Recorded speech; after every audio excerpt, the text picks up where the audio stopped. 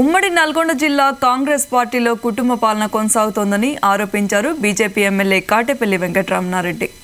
Parliament ఎన్నికల్లో BJP అభ్యర్థులను గెలిపించి కుటుంబ పాలనకు చర్మగీతం పాడాలని పిలుపునిచ్చారు. నల్గొండ పార్లమెంట్ బీజేపీ అభ్యర్థి శానంపూడి సైదిరెడ్డికి మద్దతుగా కేంద్ర మంత్రి కిరణ్ రిజిజుతో కలిసి భారీ ర్యాలీ నిర్వహించారు. జిల్లాలో 2 మంత్రులు ఉన్న అభివృద్ధి శూన్యం అని ఎద్దేవా చేశారు.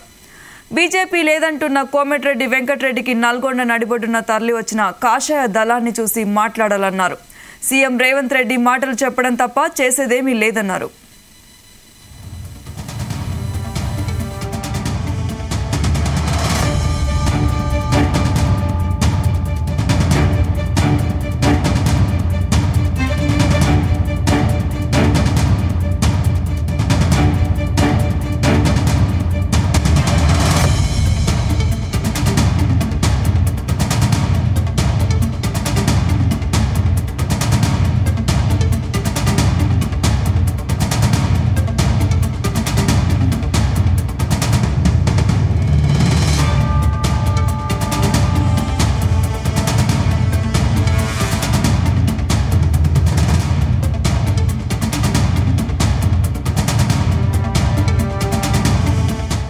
నల్లగొండని అభివృద్ధిలో నెంబర్ 1 చేస్తామని చెప్తామా మరి?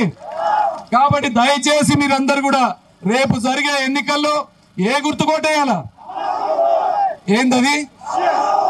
నేను మొన్న కావని అడిగిన పెద్దవ్వ అవ్వగలిసిందాడ అవ్వ ఏంది ఎలక్షన్ అన్నా అంటే ఈ భారత ఎలక్షన్ ఏ ఎలక్షన్ అంటలే మోడీ ఎలక్షన్ అంటుంది. అట్లనే ఏం గుర్తవ్వా అని నేను అడిగిన. ఏం గుర్తన్నది? అదేదో పువ్వు గుర్తు అన్నది. అందుకని పువ్వు గుర్తు ఓటేపించి ప్రతి ఒక్కరితో నేస్తే 400 సీట్లలో నల్లగొండ ఉండబోతా ఉంది. ఈడున్న కోమటిరెడ్లు, ఉత్తమ్ కుమార్ రెడ్లు, జానారెడ్లు కేర్ కథం ఈ ఎలక్షన్ తోటి. ఎందుకంటే మేము వచ్చిన మీ సెంటర్కి బీజేపీ వచ్చింది. ఇప్పుడు ఇంతకు ముందు మీ గడ్డలు అడ్డలన్నీ పోయినాయి. ఇవాళ ఉన్న కుటుంబ పాలన మొత్తం కూడా ఇక్కడ నుండి వెళ్ళిపోవాలనేది ఆలోచించి నీ ఓటేయండి అన్నా. ఏళ్ల కొద్ది ఉన్నారు, ఏళ్ల కొద్ది కుటుంబ పాలన సాగిస్తున్నారు, కానీ అభివృద్ధి ఏమాత్రమైందో మీరు ఆలోచించండి. ఇప్పటి వరకు దేశ రాజకీయ పరిస్థితుల్లో మోడీ గారు చేసిన అభివృద్ధి మీ అందరికీ తెలుసు. బీజేపీకి ఆయువు పట్టు యువత. ఇవాళ యువత అనుకుంటే కాందంటూ ఏమీ లేదు. నీతికి నిజాయితీకి మారుపేరు భారతీయ జనతా పార్టీ కార్యకర్తలు.